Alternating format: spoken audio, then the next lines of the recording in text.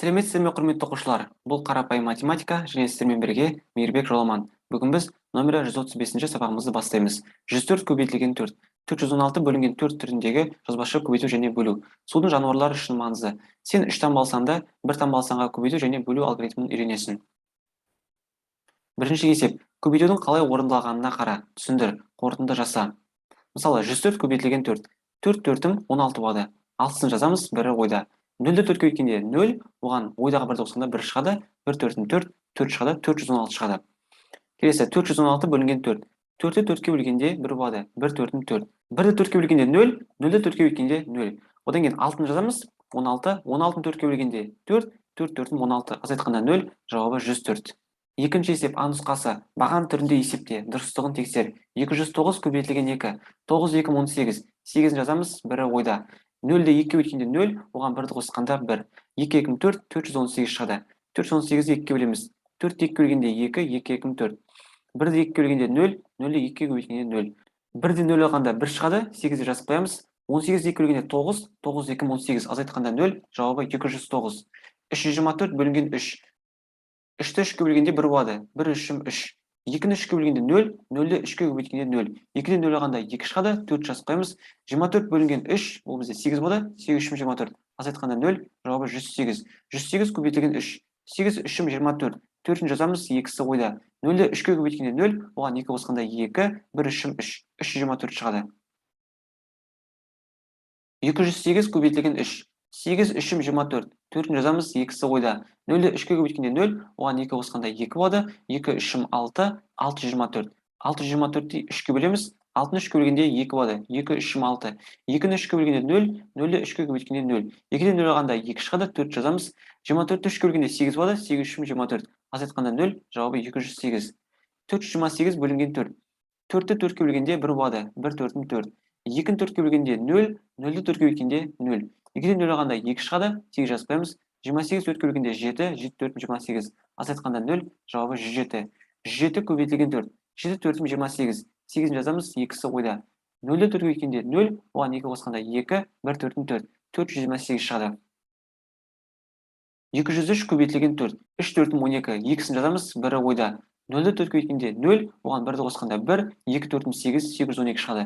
812 бөлінген 4. 8 4-ке бөлгенде 2, 2 4-ім 8. 1-ді 4-ке бөлгенде 0, 0-ді 4-ке бөлгенде 0. 1-ден 0 алғанда 1 шығады, 2-ні жазып қоямыз. 12-ні 4-ке бөлгенде 3, 3 4-ім 12. Азайтқанда 0, жауабы 203. 816 бөлінген 8. 8 8-ге бөлгенде 1, 1-ді 8-ге көбейткенде 8. 1-ді 8-ге бөлгенде 0, 0-ді 8-ге көбейткенде 0. 1-ден 0 алғанда 1 шығады, 6-ны жазып қоямыз. 16-ны 8-ге бөлгенде 2, 2 8-ім 16. Азайтқанда 0, жауабы 102. 102 көбейтілген 8. 2 8-ім 16. 6-сын жазамыз, бірі ойда. 0-ді 8-ге көбейткенде 0, оған 1-ді қосқанда 1. 1 8-ім 8. Ол бізде 816 шығады. А нұсқасы. Өзің осындай мысал құрастыр. Баған түрінде жазып, оны есепте. Дұрыстығын тексер. 207 көбейтілген 4. 7 4-ім 28. 8-ін жазамыз, 2-сі ойда. 0-ді 4-ке бөлгенде 0, оған 2 қосқанда 2, одан кейін 2 4-ім 8, 828 шығады. 828 бөлінген 4. 8 4-ке бөлгенде 2, 2 4-ім 8. 2-ні 4-ке бөлгенде 0, 0-ді 4-ке көбейткенде 0. 2-ден 0 алғанда 2 шығады, 8 жазып қоямыз. 28 4-ке бөлгенде 7, 7 4-ім 28. Азайтқанда 0, жауабы 207. 211 көбейтілген 3. 1 3-ім 3. 1 3-ім 3. 2 3-ім 6, 633 шығады. 633 бөлінген 3. 6-ны 3-ке бөлгенде 2 болады. 2 3-ім 6. 3-ті 3-ке бөлгенде 1, 1 3-ім 3. 3-ті 3-ке бөлгенде 1, 1 3-ім 3. Азайтқанда 0, жауабы 211. Үшінші есеп. Есептерді шығар. А нұсқасы. Комодтық кесірткенің ұзындығы 209 см, ал қолтырауының ұзындығы одан 3 есе артық. Қолтырауын комодтық алабажақ кесірткеден неше сантиметр ұзын? Комодтық кесіртке 209 см. Қолтырауын белгісіз. Ол бізде 3 есе артық. Олар бір-бірімен салыстырған кезде олар бір-бірінен қанша ұзын болады? 209-ды 3-ке көбейтеміз, ол бізде 627 шығады. Енді біздер 627-тен 209 азайтамыз, ол бізде 418 шығады. Жауабы қолтырауын комодтық алабажақ кесірткеден 418 см ұзын. А нұсқасы. Пілдің биіктігі шамамен 324 см, ал су сиырдың биіктігі одан 3 есе кем. Су сиыр пілден неше сантиметрге аласа? Піл 324 см, су сиыр белгісіз, бірақ 3 есе кем дейді. Енді бір-бірімен салыстырып, қанша сантиметрге аласа екенін табуымыз керек. 324-ті 3-ке бөлеміз, ол бізде 108 шығады. Одан кейін 324-тен 108 азайтқанда 216 шығады. Жауабы су сиыр пілден 216 сантиметрге аласа. Төртінші есеп. Теңдеулерді шеш. 165 қосылған x тең болады 104 көбейтілген 3. 104-ті 3-ке көбейтеміз 312 шығады. X табу үшін 312-ден 165 азайтамыз, ол бізде 147 шығады. X орнына 147 қоямыз. 165 қосылған 147-ті 312 болады. 104 көбейтілген 3 312 болады. 3 көбейтілген x тең болады 568 азайтылған 241. 568-ден 241 азайтамыз, 327 шығады. X табу үшін 327-ні 3-ке бөлеміз, 109 шығады. X орнына 109 қоямыз. 3 көбейтілген 109 327 болады. 568 азайтылған 241 327 шығады. Y бөлінген 4 тең болады 535 бөлінген 5. 535-ті 5-ке бөлгенде 107 шығады. Y табу үшін 107-ні 4-ке көбейтеміз, 428 шығады. Y орнына 428-ді қоямыз. 428 бөлінген 4 107 болады. 535 бөлінген 5 107 болады. 906 азайтылған A тең болады 206 көбейтілген 2. 206-ны 2-ке көбейтілген 412 болады. A-ны табу үшін 906-тан 412-ні азайтамыз. Ол бізде 494 болады. Енді A-ның орнына 494-ті қоямыз. 906 азайтылған 494 412 болады. 206 көбейтілген 2 412 шығады. Бесінші есеп А нұсқасы. Көбейтінділерді көбейткіштердің квадратына немесе кубына алмастыр. Өрнектердің мәнін тап. 4 көбейтілген 4 көбейтілген 4. Ол бізде 4-тің кубы, ол бізде 64-ке тең болады. 10 көбейтілген 10 көбейтілген 10. 10-ның кубы 1000-ға тең болады. 5 көбейтілген 5. 5-тің квадраты болады, ол бізде 25-ке тең. 3 көбейтілген 3. 3-тің квадраты 9-ға тең болады. 2 көбейтілген 2 көбейтілген 2. Ол бізде 2-ның кубы, ол бізде 8-ге тең болады. 6 көбейтілген 6. 6-ның квадраты 36-ға тең болады. А нұсқасы. Көбейткіштердің квадраты мен кубын көбейтінділермен алмастыр. Өрнектердің мәнін тап. 4-тің кубы қосылған 300. 4-тің кубы ол бізде 4 көбейтілген 4 көбейтілген 4. Ол бізде 64-ке тең болады. 64-ке 300-ді қосамыз, 364 шығады. 10-ның квадраты азайтылған 56. 10-ның квадраты дегеніміз 10 көбейтілген 10 азайтылған 56. 100-ден 56 азайтқанда 44 шығады. 10-ның кубы азайтылған 534. 10 көбейтілген 10 көбейтілген 10. 10-ды бір-біріне көбейткенде, 3 көбейткенде ол бізде 1000 шығады. 1000-нан 534 азайтқанда 466 шығады. 9-ның квадраты азайтылған 67. 9-ның квадраты 81 болады. 81-ден 67 азайтқанда 14 шығады. 2-нің кубы қосылған 40. 2-нің кубы ол бізде 8-ге тең болады. 8-ге 40 қосқанда 48 шығады. 4-тің квадраты 16 болады. 16-ға 351-ді қосқанда 367 шығады. 6-шы есеп. Баған түрінде жаз және есепте. 927 бөлінген 9. 9-ды 9-ға бөлгенде 1, 1 9-ым 9. 2-ні 9-ға бөлгенде 0, 0-ді 9-ға көбейткенде 0. 2-ден 0 алғанда 2, 7-ні жазбаймыз. 27-ні 9-ға бөлгенде 3, 3 9-ым 27. Азайтқанда 0, жауабы 103. 416 бөлінген 4.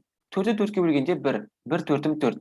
1-ді 4-ке бөлгенде 0, 0-ді 4-ке көбейткенде 0. 1-ден 0 алғанда 1, 6-ны жазбаймыз. 16-ны 4-ке бөлгенде 4, 4 4-ім 16. Азайтқанда 0, жауабы 104.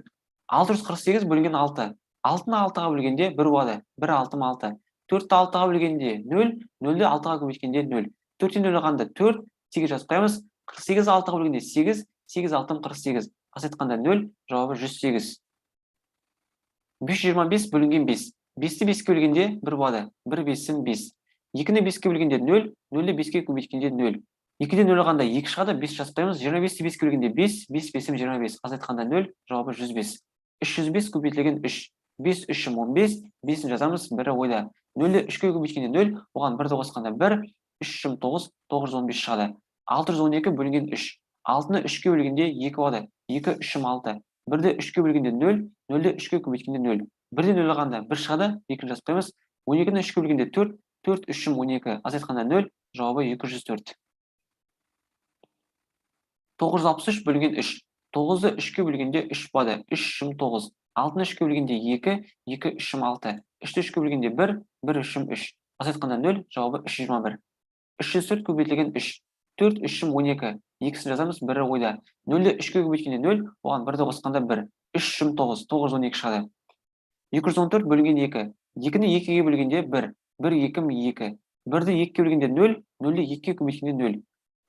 1-ден 0 алғанда 1 шығады, 4 жазбаймыз. 14-ді 2-ке бөлгенде 7, 7-де 2 14. Азайтқанда 0, жауабы 107. 545 бөлінген 5. 5-ті 5-ке бөлгенде 1, 1 5-ім 5. 4-ті 5-ке бөлгенде 0, 0-ді 5-ке көбейткенде 0. 4-тен 0 алғанда 4 шығады, 5 жазбаймыз. 45-ті 5-ке бөлгенде 9, 9 5-ім 45. Азайтқанда 0, жауабы 109. 309 көбейтілген 2. 9 2-ім 18. 8 жазамыз, 1-і ойда. 0-ді 2-ке көбейткенде 0, оған 1-ді қосқанда 1. 3 2-ім 6, 618 шығады. 432 бөлінген 4. 4-ті 4-ке бөлгенде 1, 1 4-ің 4. 3-ті 4-ке бөлгенде 0, 0-ді 4-ке көбейткенде 0. 3-тен 0 алғанда 3 шығады, 2-ні жазып қоямыз. 32-ні 4-ке бөлгенде 8, 8 4-ің 32. Азайтқанда 0, жауабы 108.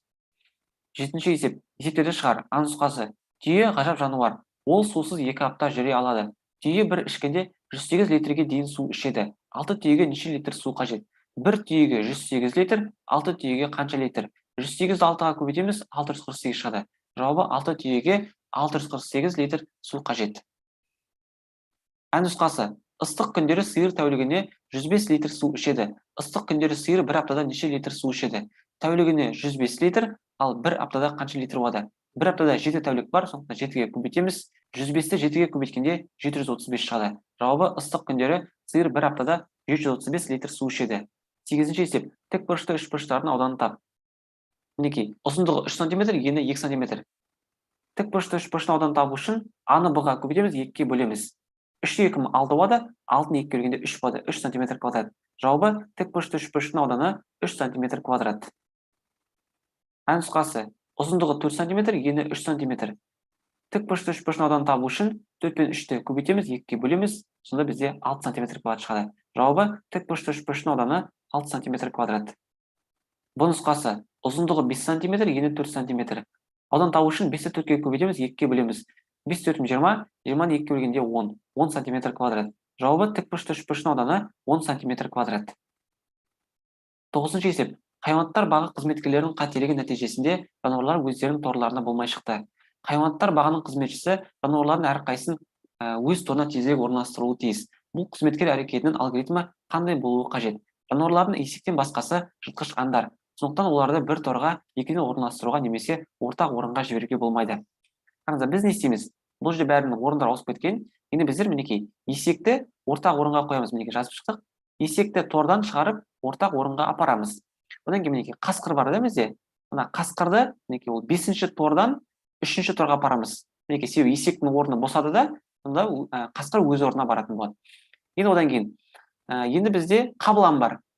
Қабыланды 1-ші тордан 5-ші торға апарамыз. Себебі мына жерде қазір бос. Осы 5-ші торға апарамыз. Одан кейін бізде арыстан бар. Біздер арыстанды 4-ші тордан 1-ші торға апарамыз. Себебі мына жер бос, ғана босаған болатын. Сол жерге арыстанды апарамыз. Одан кейін бізде қолтырауын бар. Қолтырауынды біздер өз орнына апарамыз. Себебі жаңа ғана арыстан ол жерде босатқан болатын. Қолтырауынды өз торына апарамыз. Сол кезде бізде бәрі өз орнында, тек қана мінекей есекті қалды. Қараңыздар, бізде жыртқыш аңдар өз торларында, енді бізде мына ортақ орында есек бар. Есекті мінекей 2-ші торға апарамыз. Сол кезде бәрі өз орнында болады. Осымен құрметті оқушылар, біздер бүгінгі сабағымызды аяқтаймыз. Сіздермен бірге болған Мейірбек Жоламан. Келесі сабақта кездескенше.